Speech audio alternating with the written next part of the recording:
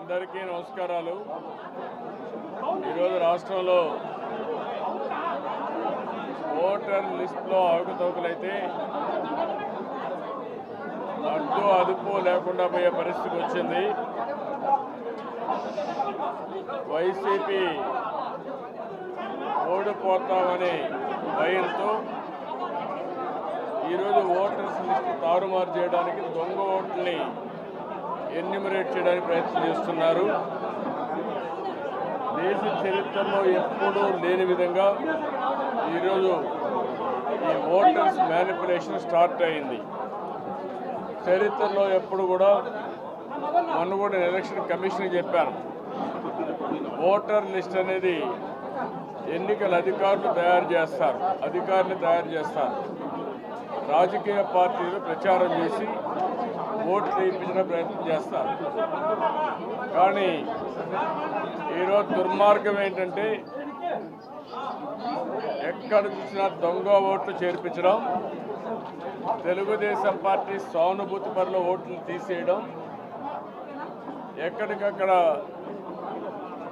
ఇది ఒక మాటలో చెప్పాలంటే ఇష్టానుసారంగా చేసే పరిస్థితికి వచ్చారు. దానికి ఒక కేస్ స్టడీ మీరు రాష్ట్రం అంతా ఏం జరుగుతుందో ఒకసారి ఆలోచించుకుంటే కొన్ని నియోజకవర్గాల్లో ఇదే నమూనా ప్రాక్టీస్ చేస్తున్నారు. కానీ చంద్రగిరి నియోజకవర్గం దీనికి ఒక కేస్ స్టడీగా ఎన్నికల కమిషన్ కూడా తయారయ్యే పరిస్థితి వచ్చింది. మొన్ననే ఎన్నికల కమిషన్ తిరుపతి కలెక్టర్ పైన, అదే మరి ఎస్పీల పైన, ఇద్దరి పైన చాలా కోప్పడ్డారు. మీరేమనుకుంటున్నారు, ఏంటి అవకతవకలు, పోయినసారి పార్లమెంట్ ఎలక్షన్లో అవకతవకలు జరిగాయి, మీరేమి యాక్షన్ తీసుకున్నారు, మీకు ఏదైనా ఇష్టం లేకపోతే రాజీనామా చేసి వాళ్ళని లీవ్ పెట్టేసి వెళ్తే కానీ అవకతవకలు జరిగితే చాలా సీరియస్గా ఉంటుంది అని చాలా స్పష్టంగా చెప్పారు. నేను కూడా ఎక్స్ప్లెయిన్ చేసినప్పుడు నేను పవన్ కళ్యాణ్ వినప్పుడు ఇదే చెప్పాము. ఇక్కడ ఆ రోజు మేము చెప్పిన 3 రోజులకు మునుపు, లేకుంటే 1 రోజు 2 రోజులకు మునుపు నాని ఆత్మహత్య ప్రయత్నం కూడా చేశాడు. ప్రొటెస్ట్ కింద 6 నెలల నుంచి పోరాడాడు. ఓసారి పోరాడిన తర్వాత ఈ రాక్షసులు చేసే పనులు చూసిన తర్వాత ఫ్రస్ట్రేషన్ రావడం కూడా ఓసారి జరుగుతుంది. అలాంటి ఫ్రస్ట్రేషన్కే లోనయ్యాడు. అంటే ఏ విధంగా అరాచకం చేస్తున్నారో ప్రజానీకం కూడా ఆలోచించుకోవాల్సిన అవసరం ఉంది. వీళ్ళ అరాచకాలు ఏ స్థాయికి వెళ్ళాయంటే, నేను 45 ఏళ్ళు నా రాజకీయ జీవితంలో ఎప్పుడు ఇలాంటి నేరస్తుల్ని, దొంగల్ని నేను ఎప్పుడు చూడలేదు. ఆ స్థాయికి వెళ్ళిపోయారు వీళ్ళు. దీనికి 6 మండలాలు ఉన్నాయి. ఈ యొక్క దీనికి నియోజకవర్గానికి సరౌండెడ్ బై 11 నియోజకవర్గాలు. ఇటు తిరుపతి, కాళహస్తి, లెహండగిరి, పక్కన వస్తే జిడినూరు, పూతలపట్టు, పుంగునూరు, ఆ పక్క పీలేర్, పక్కన రాయచోటి, ఇంకో పక్క రజంపేట, ఇవన్నీ వస్తున్నాయి. వీళ్ళు చేసే modus of operation form 6, form 7, form 8 విచ్చలవిడిగా ఉపయోగించారు. పోయినసారి ఇక్కడ చూస్తే 2,90,000 ఓట్లతో 325 బూతులు ఉన్నాయి. ఇప్పుడు 3,08,000 ఓట్లు అన్నారు. దీనికి 70 బూతులు పెంచేశారు. అంటే 325 బూతులు 375 బూతులు అయిపోయినాయి 18,000 ఓట్లకి. అక్కడి నుంచి ఇవన్నీ స్టార్ట్ అయినాయి. ఒక తుమ్మలగుంట్లో 4 బూతులు ఉన్నాయి. అవి ఇప్పుడు 7 బూతులు చేశారు. అంటే మొత్తం కలిసి వాళ్ళ లెక్కలు మళ్ళా 2,70,000 ఓట్లే ఉన్నాయి.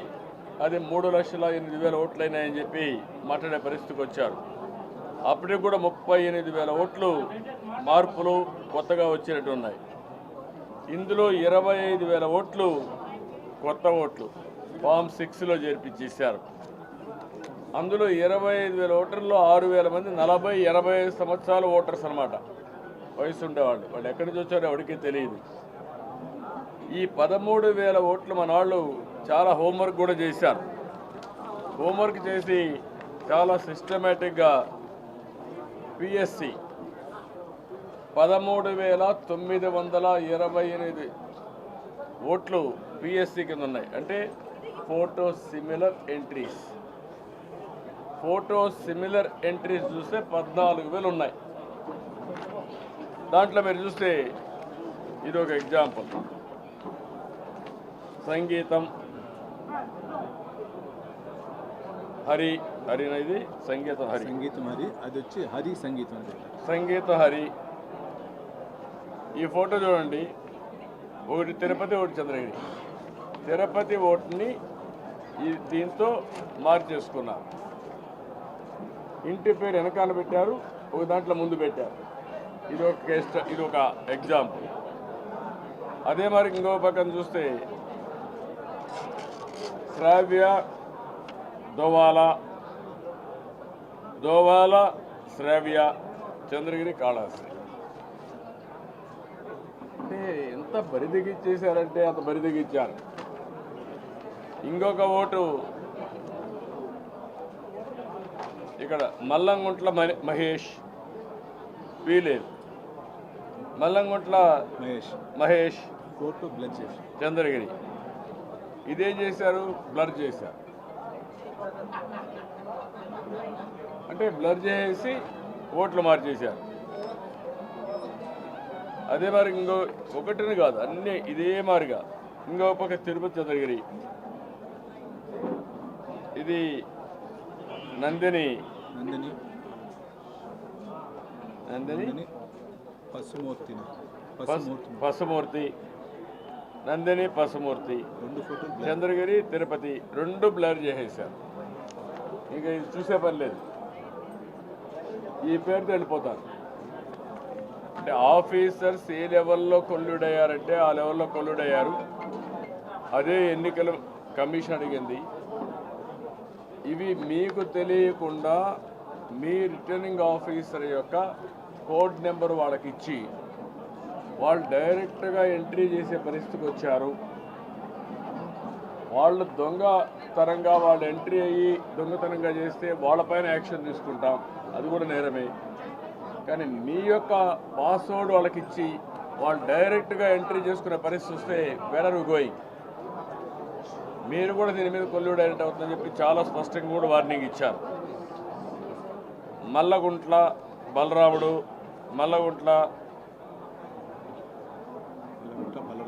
బలరాముడు అడ్రస్ మార్చి కొంచెం బ్లర్ చేశారు. అది పీలేరు, చంద్రగిరి. ఇలాంటివి ఇది చంద్రగిరి తిరుపతి కాళహస్తి తిరుపతి చంద్రగిరి తిరుపతి. ఈ చుట్టుపక్కల ఉండే అన్ని కాన్స్టిట్యున్సీలు చేశారు. ఇది కాళహస్తి, ఇది సత్తివేడు చంద్రగిరి. ఈ పేరైతే సతీష్ కుమార్ అల్లంపాటి చంద్రగిరి సత్తివేడు. అంటే సత్తివేడు నియోజకవర్గం కూడా తీసుకొచ్చి పెట్టారు. ఇది బూతుల్లో కూడా ఇక్కడుండే బూతుల్లో కూడా మార్చారు. మళ్ళా Manikanta Munagala booth number 228, booth number 226 Manikanta Munagala. ఇట్లా బూతులు మార్చారు, కాన్స్టిట్యున్సీలు మార్చారు. ఇష్టానుసారంగా వీళ్ళు ఇష్ట ప్రకారం చేసే పరిస్థితికి వచ్చారు. ఇక్కడ అన్నీ తయారు చేసేసారు. వరిశెట్టి గురవయ్య ఆయనది తయారు చేసి వరుసగా ఆ పేరుని 3 బూతులు వేసేసారు. నెంబర్లు మార్చేసి 3 బూతులు వేసేసారు. అంటే మామూలుగా డెకాయిట్స్ కూడా జరిగే మరి పనులు. కరుడు కట్టిన నేరస్తులు ఉగ్రవాదుల కంటే వరస్ట్గా చేస్తున్నారు వీళ్ళు. ఇంకా రేపు అనేది లేదనుకొని బరిదిగించారు. నేను అందుకనే ఒకటే చెప్తున్నా, ఈరోజు జరిగే ఈ అవకతవకల పైన మొన్నే మేము ఎన్నికల కమిషన్ చాలా స్పష్టంగా అన్నీ కూడా ఎక్స్ప్లెయిన్ చేశాం. ఇది కేస్ స్టడీ కింద తీసుకోమన్నాం. వాళ్ళు కూడా కలెక్టర్స్ ఎస్పీస్ కాన్ఫరెన్స్ చాలా స్పష్టంగా తీసుకున్నారు. మేము ఏదైతే ఇచ్చామో ఈ బాధ్యత ఎన్నికల కమిషన్ చేయాలి. నేను ఈ విషయం అడిగాను.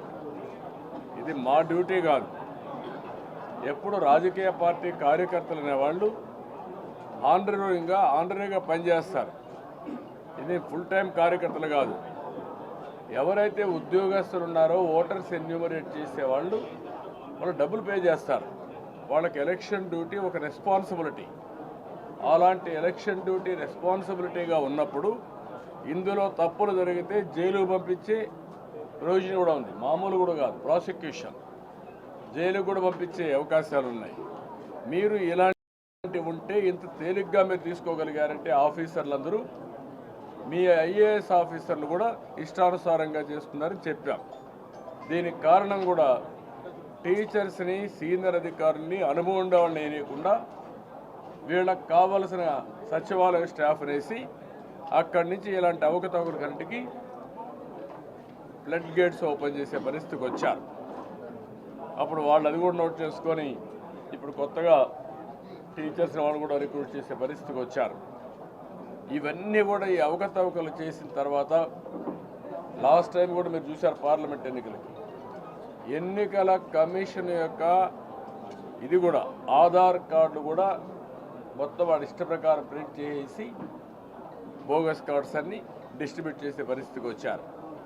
అందుకే నేను ఒకటే చెప్తున్నా, ఏదైతే నాని చేసే పోరాటం ధర్మ పోరాటం, ప్రజాస్వామ్యాన్ని కాపాడడానికి చేసే పోరాటం ఇది ప్రజలు కూడా గుర్తుపెట్టుకోవాల్సిన అవసరం ఉంది. వీళ్ళ డబ్బులు ఎక్కడి నుంచి వస్తాయో నాకైతే అర్థం కావడం లేదు. మొన్నటి వరకు ఈ జిల్లాలో వీళ్ళు నేను 45 ఏళ్ళు ఈ జిల్లాలో ఉన్నాను, రాజకీయాలు చేశాను. 45 ఏళ్ళు ఎప్పుడూ చూడని విధంగా మనీ పవర్, భూ కబ్జాలు, దోచుకోవడాలు, ఆ డబ్బులు తీసుకొచ్చి యథేచ్ఛగా ప్రజల్ని మభ్యపెట్టే విధంగా డిస్ట్రిబ్యూషన్ చేయడం అంటే ఇది అవినీతికి కానీ, అక్రమాలకు కానీ, లేకపోతే దౌర్జన్యాలకు కానీ పరాకాష్ట ఇవన్నీ జరగవు. ప్రజలు నిర్ణయించుకున్నారు. మిమ్మల్ని ఇంటికి పంపించడం 100% జరుగుతుంది. కానీ ఒకటే హెచ్చరిస్తున్నా, మీ ఎట్టి పరిస్థితుల్లో ఏది వదిలిపెట్టాం. అధికారులు కూడా హెచ్చరిస్తున్నాం, చట్ట ప్రకారం మీరు చేయండి. మీరు చట్టాన్ని ఉల్లంఘించి మీ ఇష్ట ప్రకారం చేస్తే చట్ట ప్రకారంగా మిమ్మల్ని బోనెక్కిస్తాం, వదిలిపెట్టాం. ఈ రోజు నుంచి కూడా చెప్తున్నా, ఎన్నికల కమిషన్స్కి ఇవ్వాల్సిన ఇస్తాం. మీ కాంటాక్ట్ కింద ఎలక్షన్ కమిషన్కి, డిఓపిటీకి అందరికి లెటర్స్ రాస్తాం. ఫైనల్గా కోర్టులో కూడా వేసి మీరు చేసిన అక్రమాలు ఎస్టాబ్లిష్ చేసి మిమ్మల్ని శిక్షించే వరకు వదిలిపెట్టాం. హెచ్చరిక చేస్తున్నా, జాగ్రత్త ఉన్న కూడా అధికార యంత్రాంగాన్ని అప్రమత్తం చేస్తూ హెచ్చరిస్తుంది. ఇలాంటివి ఒక 8-9 కాన్స్టిట్యూన్సీలు బ్లంట్గా మరీ టూ మచ్గా చేశారు. అవన్నీ కూడా తీసుకుంటున్నాం. మేము ఎన్ని విధాలుగా ఒక రాజకీయ పార్టీ ఎన్ని విధాల నా లైఫ్లో ఇది 10వ ఎన్నిక, ఈ క్లియర్. ఇన్ని ఎన్నికల్లో ఎప్పుడు నేను చూడలేదు అంత అవకతవకలు చేస్తున్నాను. మీరు నేను తొందరగా చేస్తాను.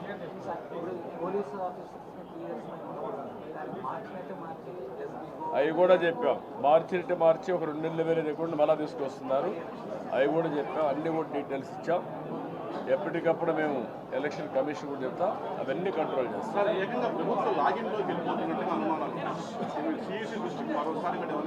ఒకసారి కాదు, అనునిత్యం ఆ పనే చేస్తాం.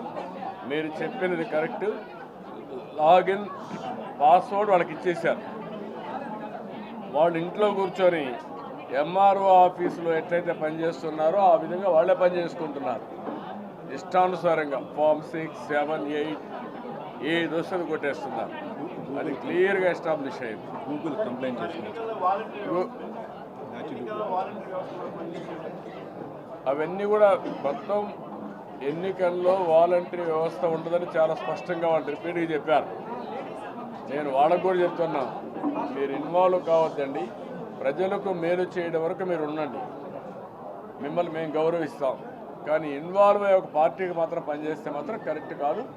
మిమ్మల్ని పట్టిస్తాం, దానిపైన పనిష్ చేపిస్తాం. సెంట్రల్ ఎన్నికల కమిషన్ అయితే చాలా స్పష్టంగా చెప్పారు, మేము ఏ రాష్ట్రంలో కూడా ఇలాంటి కంప్లైంట్స్ వెళ్ళలేదు. First time we are hearing. నేను ఒకటే చెప్పాను, తెలంగాణలో మీరు ఎలక్షన్స్ కండక్ట్ చేశారు, ఏమైనా కంప్లైంట్స్ వచ్చాయా? ఏమీ రాలేదు. అక్కడ ఎందుకు రాలేదు? అక్కడ ప్రభుత్వం కూడా ఇలాంటి తప్పుడు పనులు చేయలేదు. ఇక్కడికి వచ్చే కొద్ది ప్రభుత్వమే దోషి, అధికార యంత్రాంగాన్ని మొత్తం నేరస్తులుగా తయారు చేసే పరిస్థితికి వచ్చారు. అందుకే ఇవన్నీ జరుగుతుందని చెప్పాం. వాళ్ళు కూడా కన్విన్స్ అయ్యారు. రెండు విషయాలు సార్, దేశవ్యాప్తంగా ఇదే పద్ధతి ఈ రాష్ట్రంలో పద్ధతి పాటిస్తే మొత్తం ప్రజాస్వామ్యం కొనే అవకాశం ఉంది. ఈ నేపథ్యంలో ఆధార్తో కనుక లింకప్ చేస్తే చచ్చిపోయిన వాళ్ళు ఆటోమేటిక్గా అదే తీసేస్తున్నారు. సో ఓటర్ అన్ని ఇప్పుడు పాన్ కార్డుకి ఆధార్ లింకప్ చేసినారు, అటు ప్రతి దానికి ఆధార్ని లింకప్ చేసినప్పుడు ఓటర్ కార్డుకి ఆధార్ లింకప్ చేసే విధంగా చేస్తే సమస్య మొత్తం పరిష్కారం అవుతుంది సార్. దాన్ని కూడా ఒకసారి కోట్ చెప్పారు. ఏమనాలి వాళ్ళకి ఏంటంటే, ఎందుకు దానికి టెక్నికల్గా ఏమైనా ప్రైవసీ కింద ఏమైనా అడ్డం ఉందా? కోర్టు ఓకే చేశారు. ఇది ఐ విల్ టేక్ ఇట్. తర్వాత మాట్లాడుతున్నారు ఇష్యూ. ఉప ఎన్నిక సమయంలో మనం పెట్టే కేసులన్నింటి కూడా ఇప్పుడు కొట్టేసేందుకు బలవంతంగా ఒప్పిస్తున్నారు పోలీసులు. దాన్ని కూడా నేను ఎక్స్ప్లెయిన్ చేశాను. మీరు ఆ రోజు మేము పెట్టిన కేసులన్నీ మీరు వదిలేశారు. వదిలిపెట్టిన తర్వాత స్టేట్ గవర్నమెంట్ వస్తేనే ఆ కేసులు తీసేశారు. దానివల్ల వీళ్ళు లీనియంట్గా తీసుకొని మళ్ళా మేము ఇష్ట ప్రకారం చేస్తామని దుర్మార్గమైన ఆలోచనతో ముందుకు పోతారు చెప్పాం. రెండోది మేము అడిగాం, మీకు ప్రాసిక్యూట్ చేసే అధికారం ఉంది. ఎవడైనా అధికారి తప్పు చేస్తే ఎఫ్ఐఆర్ బుక్ చేసి మళ్ళా ఎఫ్ఐఆర్ పేర్లు డిలీట్ చేయడం కాదు, ఇమ్మీడియట్గా తను అరెస్ట్ చేసే అవకాశాలు మీకు అధికారం ఉంది. You arrest them. అప్పుడు భయపడతారు. క్రిమినల్ ప్రాసిక్యూషన్ ఇనిషియేట్ చేయాలి, అప్పుడే వీడు భయపడతారు. ఇది కావాలని మోటివేటెడ్గా కాన్స్పరెన్సీతో ఇన్వాల్వ్ అయ్యింది. లాగిన్ ఎట్ వస్తుందంటే అపోజిషన్ పార్టీ రూలింగ్ పార్టీకి లాగిన్ ఇవ్వగలిగారు. ఎంత ధైర్యం ఉండాలండి వీడికి? క్లియర్ కట్గా ఉంది, ఒక ఐడియా ఉంది కదా. ఒకవేళ రిటర్నింగ్ ఆఫీసర్ అరెస్ట్ చేయండి, మొత్తం బయట వస్తాయి. లేదు, ఎవ్రీ నియోజకవర్గం వీఆర్ ఫోకసింగ్. మా పార్టీ పై నుంచి బూత్ వరకు ఇదే పని చేస్తున్నాం, ఎక్కడా వదిలిపెట్టాం. ఆ తర్వాత వచ్చినప్పటి నుంచి మనకు కరెక్ట్గా తెలుస్తాయి ఎన్ని పేర్లు తీస్తారు, ఎన్ని పేర్లు తీరని తెలుస్తుంది. అక్కడి నుంచి వర్కౌట్ చేస్తాం. I will work it out. That was very good point. I will take it. తొందరగా ఇస్తాం, అదేం మాకు పెద్ద ఇష్యూ కాదు. Will work it. దొంగ ఓట్లు పట్టుకున్నామని చెప్పేసి పోలీస్ స్టేషన్లో వాళ్ళు అప్పగించిన తర్వాత కూడా ఇప్పుడు మనం కేసులు నమోదు చేసిన వాళ్ళ దగ్గరికి పోయి బలవంతంగా వాళ్ళ చేత విత్డ్రా చేస్తాం పోలీసు. అదే నేనేమంటే, పోలీసు వ్యవస్థ భ్రష్టు పట్టింది. దీనికి అన్నిటికీ మూల కారణం వాళ్ళే. వాళ్ళు సరిగా వ్యవహరించుంటే ఈ రాష్ట్రంలో ఇంత దౌర్భాగ్యం వచ్చేది కాదు. చాలా నీచంగా ప్రవర్తించారు. ఇప్పుడిప్పుడు వాళ్ళు కూడా హార్ట్ బర్నింగ్ ఉంది, అది కూడా గుర్తుపెట్టుకోండి. ఎన్నికల కమిషన్ లీనియంట్గా ఉంటే వీళ్ళు ఆడాలనుకుంటున్నారు. వాళ్ళు గట్టిగా ఉంటే వీళ్ళు కూడా భయపడిపోతారు, కరెక్ట్గా చేస్తారు. నాకు ఆ నమ్మకం ఉంది. ఒకవేళ వాళ్ళు ఉన్నా మేము వదిలిపెట్టే పరిస్థితిలో ఉండవు. వీళ్ళని దోషులుగా నిలబెడతాం.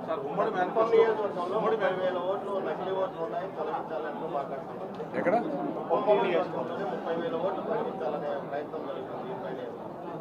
వాళ్ళు ఏదైనా మాట్లాడచ్చు. నేనేమంటానంటే, ఏదున్నా జెన్యున్గా దొంగే దొంగ దొంగ అని అరిస్తే తప్పించుకోవచ్చు అని. ఆ దొంగ బుద్ధులు వద్దు, నీతి మాలిన చర్యలు చేయొద్దండి. 24 గంటలు మాట్లాడుతూ ఉంటారు. నీకెందుకు సంబంధం? ఎన్నికల ఆఫీసర్లు చేయమని పని, దొంగ ఓట్లన్నీ తీయమనండి. నువ్వెవడు మాట్లాడడానికి? నువ్వు కూడా ఈ కంప్లైంట్ కావాలంటే. కానీ అట్లా కాకుండా ఈ రాష్ట్రంలో ఎవడైనా ఉద్యోగం కోసం చెన్నై పోయినా బెంగళూరు పోయినా అన్ని ఓట్లు తీసేయాలండి. ఎందుకంటే వాళ్ళు ఓట్లు లేని వాళ్ళకి పోయింది. ఇలాంటి తప్పుడు ప్రచారాలు, తప్పుడు ఆలోచనలు వద్దు. మాట్లాడుతున్నారు కుప్పంలో. ఇప్పుడు ఈ గోనమాలు నేర్చుకోమునిపోయి కుప్పం నుంచి నేను పోటీ చేస్తాను. 8 ఎలక్షన్కే పోవాలి. అక్కడ మీరు గుర్తుపెట్టుకోవాలి. మీకు జిల్లాలో మీకు తెలుసు, కంబైన్ జిల్లాలో ఎప్పుడు నేను ఎన్నికలకు పోకపోయినా వాళ్లే చందాలు వేసుకొని వాళ్లే ఉండి పెట్టి కలెక్ట్ చేసి గెలిపించిన నియోజకవర్గం అది. రాష్ట్రంలో హైయెస్ట్ మెజారిటీ గెలిపించిన నియోజకవర్గాలు కుప్పం, చార్మినార్, సిద్దిపేట. హరీశ్వరరావుది చార్మినార్ ఎంఐఎంది, కుప్పం నాది. ఈ 3 ఎప్పుడు హైయెస్ట్ మెజారిటీ. నేను ఎప్పుడు ఎలక్షన్ క్యాంపెయిన్గా రాను అక్కడికి. అలాంటి నియోజకవర్గాన్ని ఈరోజు నేరాలు ఘోరాలు క్రిమినలైజేషను అక్కడి నుంచి భయభ్రాంతులు చేయడం లూటీలు చేయడం మళ్ళా వచ్చి సిగ్గు ఎగ్గు లేకుండా మాట్లాడడం. నేను ఒకటే చెప్తున్నా, మీరు ఎన్ని మాట్లాడినా ఈరోజు సంక్రాంతి రోజు చెప్తున్నా, మీరు పిచ్చగా ఆడితే మాత్రం మీకు పుట్టుగతులు ఉండవు. ఆ విషయం మీరు గుర్తుపెట్టుకోవాలి. తమాషా అనుకోవద్దండి రాజకీయం అంటే. నేను ఈ మార్గం అనుకుంటే ఒక్కడు ఉండడు. పిచ్చాట్లాడద్దండి, మంచిది కాదు. పద్ధతి ప్రకారం రాజకీయం చేయండి. I'm prepared. తప్పుడు విధానాలతో మీరు గెలవాలనుకుంటే మాత్రం మిమ్మల్ని వదిలిపెట్టే సమస్యల మిమ్మల్ని ఎట్లా పట్టేయాలో పట్టిస్తాం. ఎక్కడి నుంచి చేయాలో డిసైడ్ చేస్తాం. మహిళా మంత్రి కామెంట్ చేశారు, ఏపీలో చంద్రబాబు ఓటు హక్కు లేదు, నాన్ లోకల్ పొలిటీషియన్ చెప్పి. అంటే ఇలాంటి వాళ్ళందరూ నువ్వు ఇవ్వాలా? 9 ఎలక్షన్లు అయ్యా, 45 ఏళ్ళు అయ్యా. తెలుగు జాతిలో నా తర్వాతనే ఎవడైనా 9 ఏళ్ళు ముఖ్యమంత్రిని అయ్యా. నేను సమైక్య ఆంధ్రప్రదేశ్లో ఎవరు లేదయ్యా. 45 ఏళ్ళు నన్ను గౌరవించింది మై క్రెడిబిలిటీ. మీ క్రెడిబిలిటీ ఏంటి? ఏం మాట్లాడతారు మీరు? 45 ఇయర్స్ ఎవరు చెప్పండి? ఆంధ్రప్రదేశ్ చరిత్రలో తెలుగు జాతి చరిత్రలో ఎవరినైనా సరే ఇన్ని సంవత్సరాలు గౌరవించిన రాజకీయ నాయకుడు ఉన్నాడా? లేడు.